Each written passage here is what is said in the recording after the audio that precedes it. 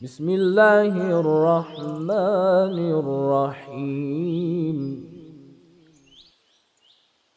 وأقيموا الصلاة وآتوا الزكاة وما تقدموا لأنفسكم من خير تجدوه عند الله إن الله بما تعملون بصير.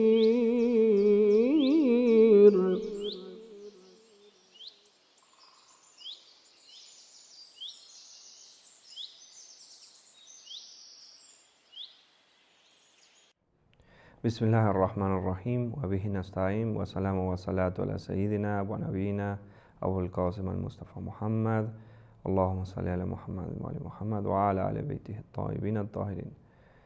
En el nombre de Dios, el compasivo, el misericordioso, la paz y las bendiciones de Dios sean con el profeta Muhammad y su descendencia purificada. Bueno, vamos a continuar nuevamente en esta clase con nuestras clases de leyes prácticas y ahkam, con el zakat, la limosna purificadora de nuestros bienes. Bien, habíamos hablado la clase anterior acerca del zakat del día del fitr, y en la clase anterior a ella habíamos hablado del zakat en forma general. Bueno, hoy día vamos a hablar de algunas de las condiciones generales con respecto al zakat. Habíamos comenzado la clase anterior, bueno, ahora vamos a continuar. Bueno, de forma general, el zakat debe ser dado preferiblemente a una persona shia, excepto, como habíamos dicho antes, por ejemplo, en el caso de un cristiano o de un no musulmán o de un musulmán de otra, digamos, escuela de jurisprudencia, que a través de esta dádiva nuestra siente una simpatía o que se vuelva partidario nuestro. En ese caso es preferible también a no musulmanes dárselo.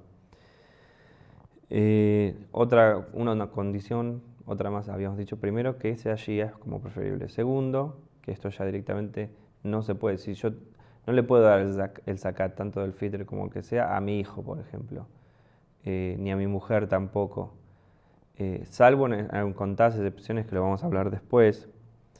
Habíamos dicho antes también que un no seyed no puede darle zakat a un seyed. Habíamos dicho también que es preferible una persona que sea alcohólica o que tenga problemas con el alcohol, o que una persona que sabemos que lo va a derrochar o que va a utilizarlo en cuestiones, digamos, prohibidas. Por ejemplo, tampoco es preferible que lo va a gastar en apuestas o en cualquier tipo de pecado, en estafar gente, lo que fuese.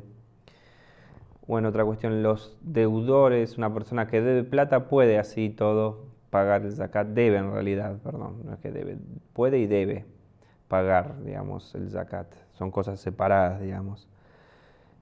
Habíamos dicho que hay excepciones con respecto a lo de la gente que uno le da sustento. Por ejemplo, en el caso de nuestro hijo, es una persona que está estudiando y tampoco tenemos tanto dinero, o sea, ¿qué hacemos con esa plata que deberíamos darle a una persona para que se alimente? Podemos usar esa misma plata para comprarle libros a nuestro hijo para que estudie, digamos. Con eso también se puede contar como un zakat, digamos. Lo mismo, por ejemplo, si nuestro hijo se quiere casar, la plata que le damos a él también podemos contarla como parte del zakat, digamos, se descuenta de nuestro zakat. Un estudiante, una persona que se dedica a estudiar, a buscar el conocimiento, si él está obligado a permanecer sin trabajar, por ejemplo, a solo estudiar, pasa, por ejemplo, en muchos lugares que esa persona tiene una beca a condición de que se dedique, de que se dedique exclusivamente a estudiar y no trabajar. Esa persona se le puede dar zakat también a un estudiante así. Ahora bien, si esta persona puede trabajar, simplemente no quiere, ahí en ese caso ya no. Obviamente también puede pasar que es una persona necesitada o pobre, con lo cual nuevamente es preferible dársela. Pero si es una persona que es simplemente un estudiante y un estudiante que está en condiciones de trabajar y no trabaja, en esa persona no se le puede dar el zakat. Bueno, otra cuestión, el zakat se debe hacer con la intención puesta en Dios, en acercarse a Dios, en obtener la satisfacción de Dios. No se puede hacer como hablábamos otras veces para demostrar cuánto dinero tengo, por ostentación o por lo que fuese. Esas cosas anulan el zakat y anulan nuestras prácticas en general y implica que lo debamos volver a hacer, digamos. Bien. Se puede pagar a todos, sean chiitas o no chiitas, se le puede dar a cualquiera, como ya hemos dicho antes, sea musulmán, no musulmán y demás, pero siempre es preferible el chiita. Y bueno, contando con las condiciones que habíamos dicho antes. Bien, ¿en qué momento uno debe pagar este zakat? Bueno, en el caso de las personas que posean oro o plata o que posean ganado, deben pagar este impuesto o esta limosna transcurrido un año de su posesión. Habíamos dicho la vez anterior, por ejemplo, durante el año de golpe se nos enferman 10, 20 vacas y se mueren, o las comemos porque tenemos necesidad, con lo cual nuestro rebaño se hace más pequeño, y con el número más pequeño no llegamos a este Had de Nesab que habíamos dicho, este límite a partir del cual uno debe pagar. Entonces, si no llegamos a ese número, no es obligatorio para nosotros, pero si transcurrió todo el año y tenemos siempre la cantidad de ganado o la cantidad de las monedas de oro, por ejemplo, puede pasar también que, bueno, durante el año no sé, me casé, entonces pagué las monedas de oro que tenía para pagar la dote de la mujer con la que me casé o tenía una deuda o lo que fuese. Ese dinero lo tenemos que tener acumulado o que en nuestra casa, digamos, durante todo un año, digamos. En el caso de las plantaciones de los dátiles, los árboles frutales dátiles o frutas secas, cuando se hace, cuando se da, es después de que se cosecha, digamos, cuando obtenemos el fruto del árbol, cuando dio frutos, digamos, lo obtenemos. En ese caso, empieza a ser para nosotros obligatorio pagarlo, pero, perdón, en el caso de los dátiles y las uvas es cuando lo obtenemos del árbol y se seca. Porque sabemos cuando una pasa de uva o un dátil se puede acumular, en cambio en el fruto fresco lo voy a poner en una caja, lo dejo en un lugar, bueno, después vamos a ver que es preferible apartar la parte que uno quiere usar para el zakat, bueno, lo deja ahí, se pudre y no sirve para nada, ¿no? Entonces después de que esté seco, tanto las pasas de uva como los dátiles, lo podemos dar. Y en el caso de el trigo o el resto de las plantaciones que tengamos, la cebada, eso también es cuando caiga de la vaina, porque el trigo o la cebada caen de la vaina una vez que, digamos, está listo para cosecharse.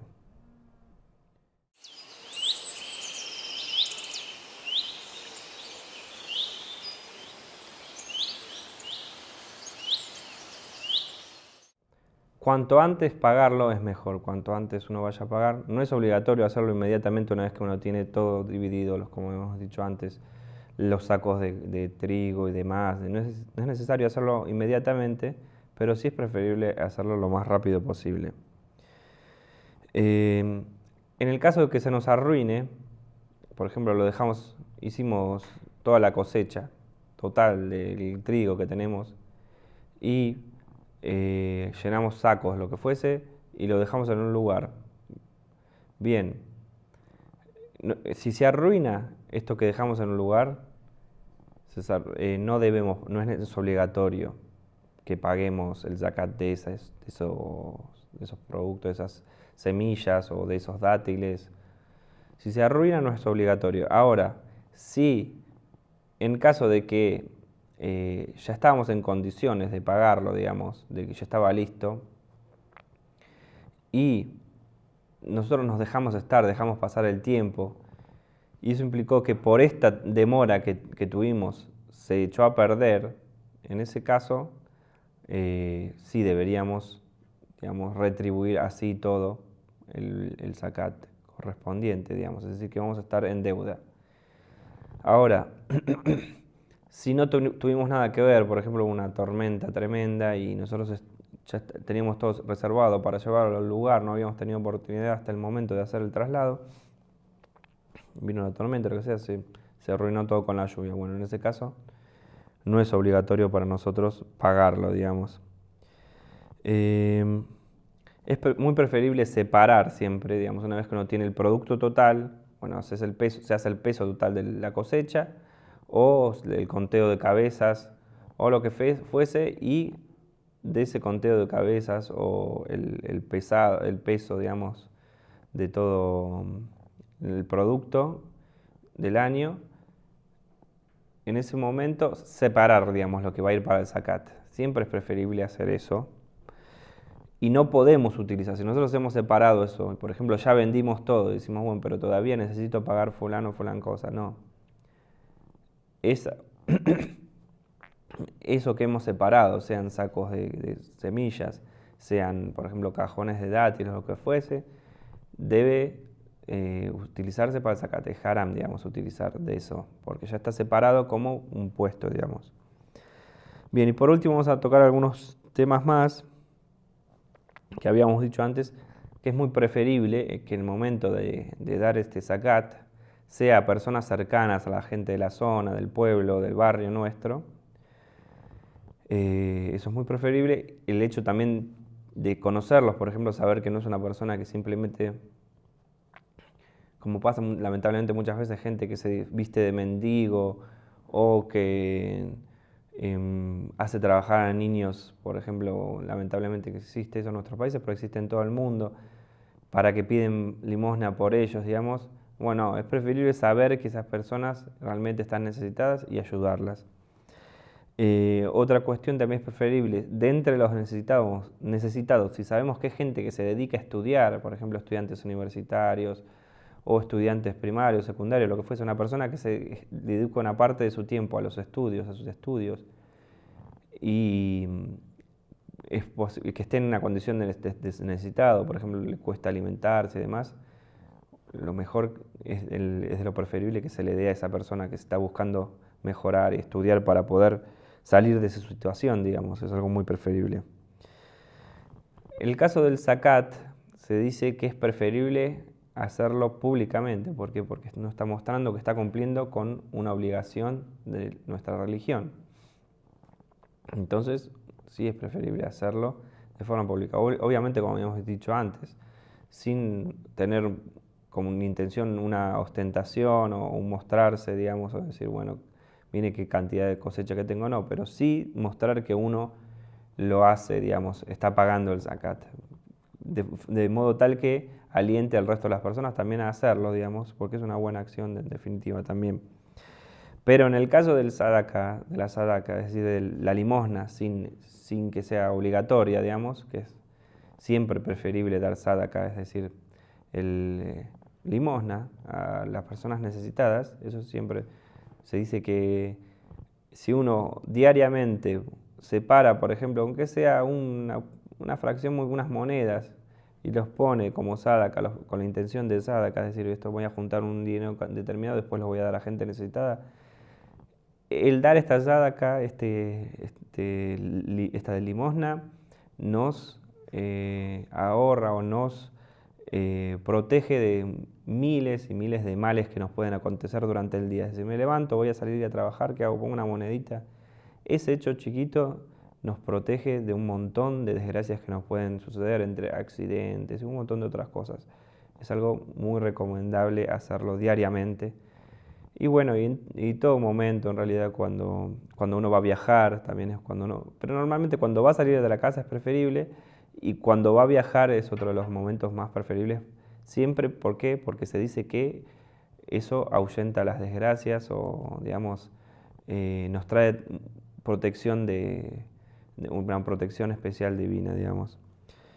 Bueno, en ese caso siempre es preferible hacerlo secretamente. Sabemos que hay muchas historias de los imames como se iban en el medio de la noche y llevaban, por ejemplo, sacos de trigo o a veces pan o a veces comida directamente a los necesitados, a veces sin ni siquiera que ellos se den cuenta que le estaban proveyendo de esta comida. Por ejemplo, llevaba a tal lugar y los dejaba en la puerta de una persona necesitada, digamos, sin que se dé cuenta.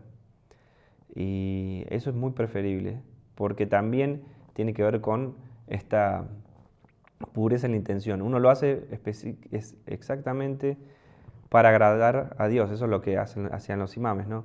Es decir, si uno va a andar publicando qué hace, qué no hace, siempre es bueno igual ayudar, pero si uno lo hace en secreto, es mucho más, la recompensa de parte de Dios es mucho más grande porque se entiende que uno se está desapegando de algo, para ayudar a otros en su nombre. Alhamdulillah, hemos terminado con Zakat, espero haber sido claro. Nos vemos la próxima clase. Assalamu alaikum wa rahmatullahi wa barakatuh. الله يا الله يا قابل التوبات يا سامع الأصوات يا رافع الدرجات يا ولي الحسنات